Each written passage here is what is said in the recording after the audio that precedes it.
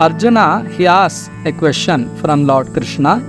Arjuna asks, Arjuna Vacha Ayati Shraddhayopeto Yoga Chalita Manasaha Aprapya Yoga Samsiddhim Kamgatim Krishna Gacchati.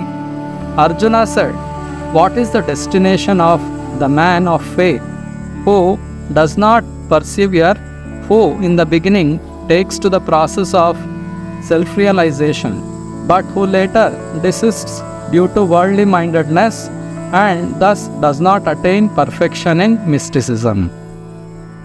Kachinno bhaya vibhrashtas chinna brahmiva nashyati apratishto mahabaho vimodho brahmanah pati.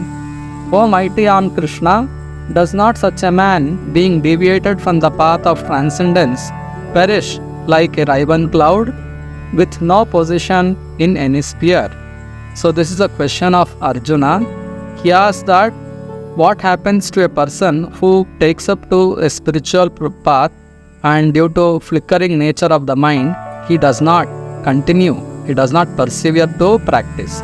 Just like when there is cloud in the sky and we can see the cloud with some shape, some form, but when wind blows, the cloud gets dispersed and it loses its existence. So Arjuna is asking that by accepting to practice certain spiritual path, one controls his mind, controls his senses, he gives up sense enjoyment, but due to worldly mindedness, due to weakness of the mind, he could not practice, he could not advance spiritually and get spiritual pleasure. So he loses both material enjoyment and he loses both spiritual pleasure. So what is his condition? What happens to such a person? So this is a very nice question asked by Arjuna, and let us see what Lord Krishna replies. So Arjuna says, Etanme samshayam Krishna chetum arhasi asheshataha tvadanyaha samshayasyasya cheta nahi upapadyate. This is my doubt, O Krishna, and I ask you to dispel it completely, but for yourself no one is to be found who can destroy this doubt. So Arjuna has expressed his doubt about the fate of an unsuccessful yogi, and let us see what Krishna replies. Krishna says, Shri Bhagavan Vacha Parthanaiveha namotra vinashastasya vidyate nahi kalyana krit kashchit durgatim tata gacchati. The blessed Lord said, son of Pritha, a transcendentalist engaged in auspicious activities does not meet with destruction either in this world or in the spiritual world. One who does good, my friend, is never overcome by evil. So Krishna assures Arjuna that for a transcendentalist who is engaged in auspicious path, he does not meet destruction in this world, neither in the spiritual world. So first of all, Lord Krishna assures that even an unsuccessful yogi, he is always safe. There is no danger at all. Further, what happens to such a unsuccessful yogi? Krishna says, Prapya punyakritam lokan ushitva shashvati samaha shuchinam srimatam gehe yoga bhrashto bijayate.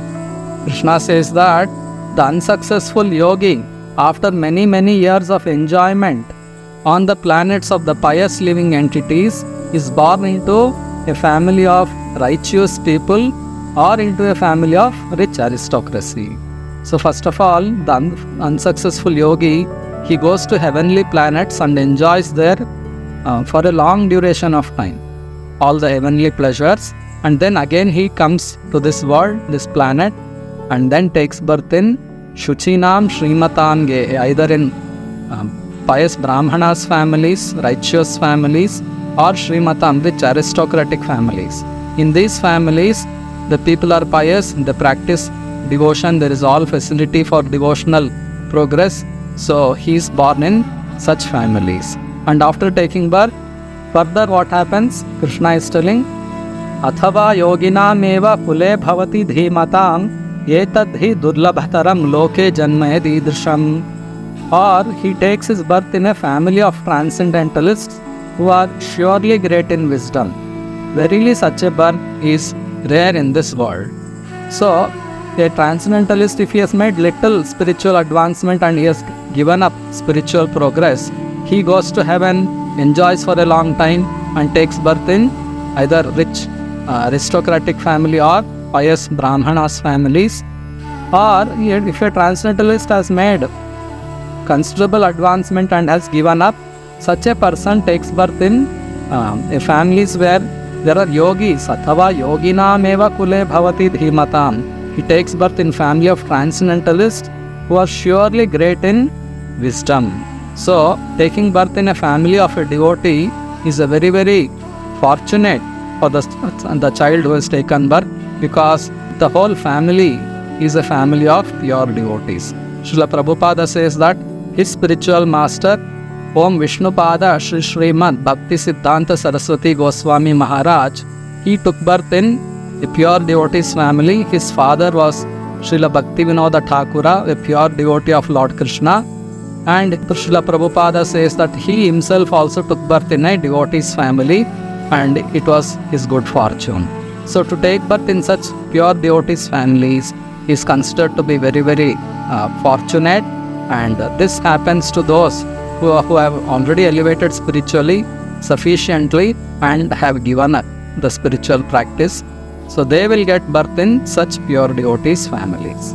So further what happens to them? Krishna says, Tatra tam buddhi samyogam labhate paurvadehikam yatate cha tato bhuyaha samsiddhav kuru nandana.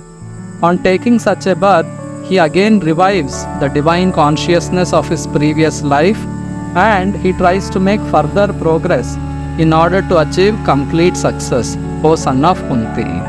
So, from wherever one has stopped his spiritual advancement in the past life, he continues from that point onwards and further makes spiritual elevation.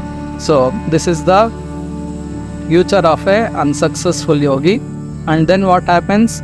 Purvabhyasena tenaiva haryate hi avashopi saha jignasur api yogasya shabda brahmati vartate. By virtue of the divine consciousness of his previous life, he automatically becomes attached to the yogic principles even without seeking them. Such an inquisitive transcendentalist striving for yoga stands always above the ritualistic principles of the scriptures.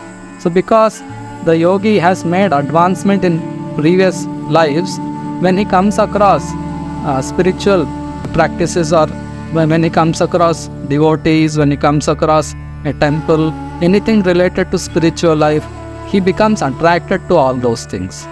Even though he personally has not tried for it, when he comes across all these divine things, he automatically becomes attracted and picks up from wherever he has stopped his spiritual progress in past life, and he continues making spiritual advancement.